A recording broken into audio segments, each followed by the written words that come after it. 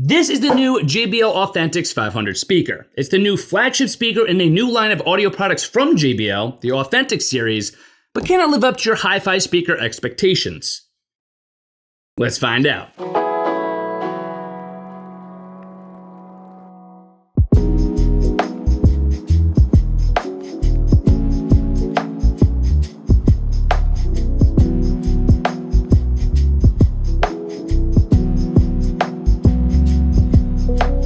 What's up, Internet? I'm Brian McDuff, aka BMac, and welcome to another video. So yes, indeed, today we're going to be reviewing this bad boy right here, the JBL Authentics 500 wired speaker. First things first, I do need to give a huge thank you and a shout out to JBL for actually sending out this JBL Authentics 500 for me to be able to check out and enjoy. So JBL, thank you. I appreciate you. But with that having been said, let's just get right into it here and start things out by talking about one of the more striking aspects of this speaker, the design, and how things are looking on the outside of the JBL Authentics 500. At first glance, it's pretty obvious to see the retro style design that JBL decided to go with here in this Authentics line. The Authentics line was actually directly inspired by the JBL L100 speaker. That's a very well-known speaker from way back in the 1970s. And if you look at the two side by side, it's very easy to see where that inspiration directly came from. With, of course, modern design upgrades that you'll likely appreciate, such as the aluminum frame, the custom synthetic leather material, and a modern redesign of the immediately recognizable Quadrex grille covering across the front. You do also have an inlaid volume knob, bass knob, and treble knob on top of the speaker itself, complete with LED lights around them to serve as setting and status indicators. Personally, I do have to say that these knobs are almost entirely unnecessary. It's not necessarily a bad thing. I mean, it doesn't really take away from the speaker design as a whole, but it is rather pointless once you've already set your EQ balance settings, and especially since you could already do that from right within the JBL companion app. The volume knob, that I understand, that is great to have, especially with it doubling as a track control button for your playing, pausing, skipping, and backtracking, alongside a Bluetooth button and a heart-shaped moment button, which you could actually use to start playing from a preset playlist that you've set from within the JBL app. And on the back, you do also have a physical mute switch in case you wanted to disable the microphone and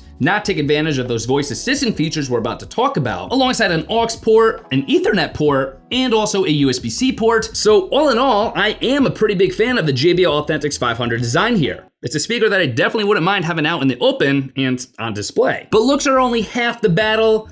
So what's the sound quality like? How does this baby sound when you're actually listening to music? Behind the Quadrex grille covering, the Authentics 500 is packing 3 1-inch tweeters, 3 2.75-inch mid-range woofers, and on the bottom of the speaker itself, you've got that pretty beefy 6.5-inch down-firing subwoofer, all of which are coming together to deliver up to 270 watts of output power of 3.1 channel sound with Dolby Atmos spatial audio support. But with all those things in mind, when it comes down to it, I think the overall sound quality of the Authentics 500 is pretty beastly. I actually really like the sound quality that this thing puts out, and with those 270 watts of output power, my goodness, does this thing get loud. So loud, in fact, that I'm rarely, if ever, listening to music on this thing at more than 50 to 60% volume, especially down here in the studio, which is like a medium-sized room.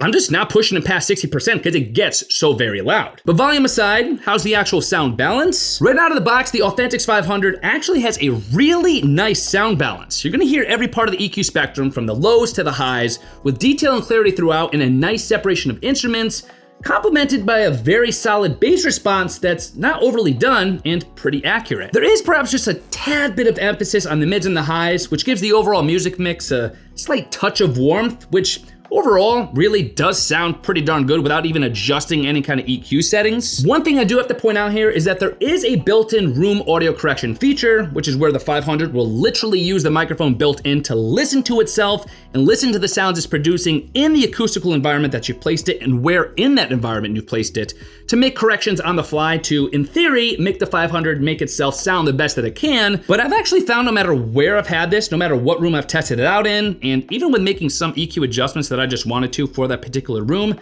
things end up sounding great in the end, so I think that feature's working, and it's working pretty well. Like I mentioned earlier, you do also have Dolby Atmos spatial audio support here on the 500, which is always nice to have. I personally go back and forth on spatial audio. I think some songs sound great in spatial audio, whereas some songs I think sound pretty horrible, but it is an option nonetheless, and I think for a lot of you users out there, you are gonna enjoy the Dolby Atmos capabilities of the 500, and it's worth giving a try. But this brings us to a very important aspect of this speaker review, that being connectivity. and how the JBL Authentics 500 is able to connect to your various music sources. Now I could use that to actually play the music you want to hear. The JBL Authentics 500 is primarily a Wi-Fi speaker, despite it providing you with the option to listen hardwired through its aux port or through that Ethernet connection. So keep that in mind. And natively, you currently have several supported streaming services on the 500, with Amazon Music and Tidal topping that list. But once you take a look at that list of all those natively supported streaming services available to stream from right on the Authentics 500, you're gonna notice that there's two pretty big omissions there: Apple Music and Spotify. It's not that the 500 can't play Apple Music and Spotify, it's just that you have to do so through AirPlay or Bluetooth, both of which have their own tech spec bottlenecks, which could degrade your listening experience. For the highest quality and for the highest fidelity or Dolby Atmos listening experience, your best bet is going to be to use one of the natively supported streaming services like I've been doing, and then using one of the built-in voice assistants on top of that to control them. And then again, you can always from time to time double check to see if any additional services have been supported. So for me, 9 times out of 10, I'm using Amazon Music to stream music on the 500, which is actually very easy to control through the Amazon Music app, or I could just do so using nothing more than just the sound of my voice through the Amazon Alexa voice service, which I personally use.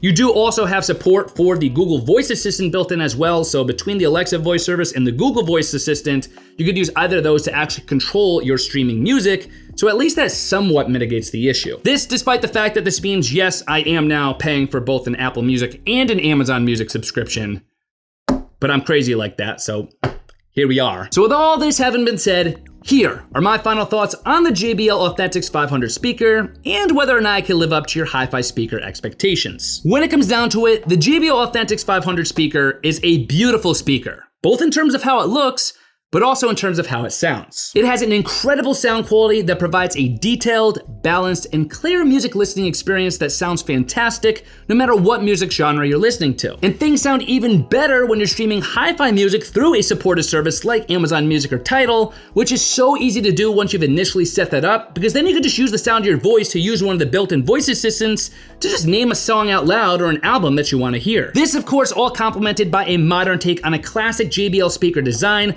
complemented by a lot of power and loudness, and I think that JBL did a great job at delivering the things that truly end up mattering the most. It's not perfect, and I do know that the lack of native support for Apple Music or Spotify streaming can be a big issue for a lot of you to overcome, and it is a wired speaker, so it's meant to be stationary and placed in the home where it will stay. But if you want that kind of experience, and you're okay with a couple of the hurdles you have to overcome when you're listening to this to use it as a speaker for music listening, you won't regret the sound experience that you could achieve with it. And of course, as always, to see the latest deals, prices, promos, and information for the JBL Authentics 500 speaker, you could of course always head to my affiliate link, bmac.link/authentics500. Or of course, as always, there's gonna be clickable links in the video description box and in the comment section below, so check those out. But with that having been said, I'm about to crank this baby up and have a full-on dance party down here in the studio. Even if it is just by myself. I will see you guys in my next video.